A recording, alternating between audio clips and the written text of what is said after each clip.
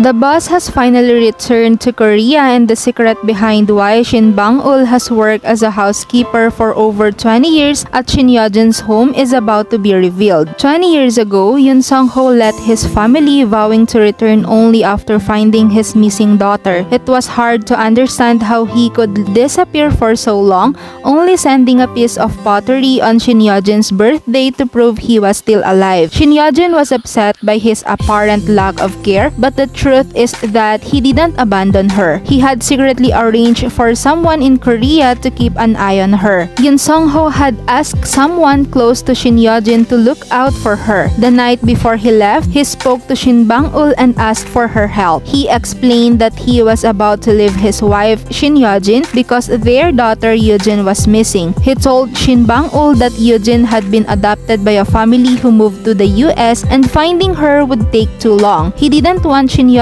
to go through the hardship of traveling there, so he asked Shin Bang-ul to check in on her and ensure she was okay. Shin Bang-ul agreed, promising to look after Shin Yeo-jin's health. For 20 years, Yoon Sung-ho, now going by the name Richard Han in the US, searched for Yeo-jin. He was devastated when he found out 6 years ago that Yeo-jin had died in a hit-and-run accident. However, the birth of his grandson Eun-chong gave him new hope, and he returned to Korea to find him. Once in Korea, Yoon Sung-ho checked in with Shin Bang-ul, who had remained loyal to Shin Yeo-jin. She reassured him that Shin Yeo-jin still prayed daily for Yeo-jin and was living carefully. Yoon Sung-ho continued to worry about his wife's safety and asked Shin Bang-ul to keep an eye on her for a little while longer. Yoon Sung-ho became suspicious when he noticed that Shin Yeo-jin seemed to be constantly watched. Someone was reporting her movements to him, and he was surprised to find out that it was Shin Bang-ul who had been secretly updating him. However, the truth was soon discovered by Shin Bang-ul's son, who questioned his mother about why she had lied about working at Shin Yeo-jin's house. Shin Bang-ul, torn between her loyalty to Yoon Sung-ho and her son, admitted she might have to quit her job. Yoon Sung-ho, still disguised as Richard Han, couldn't understand why his wife was being protected while he was in the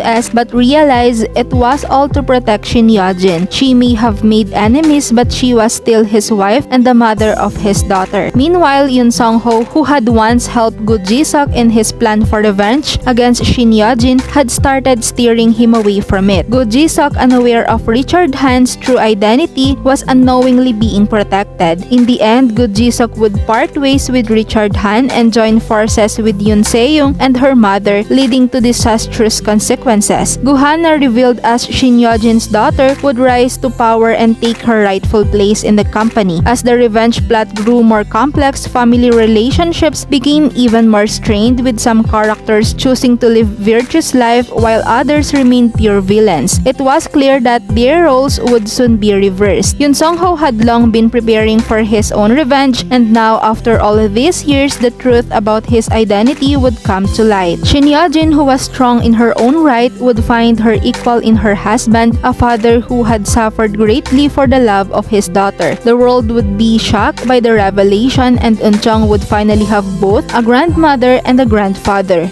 'Cause you are beautiful, a beautiful stranger.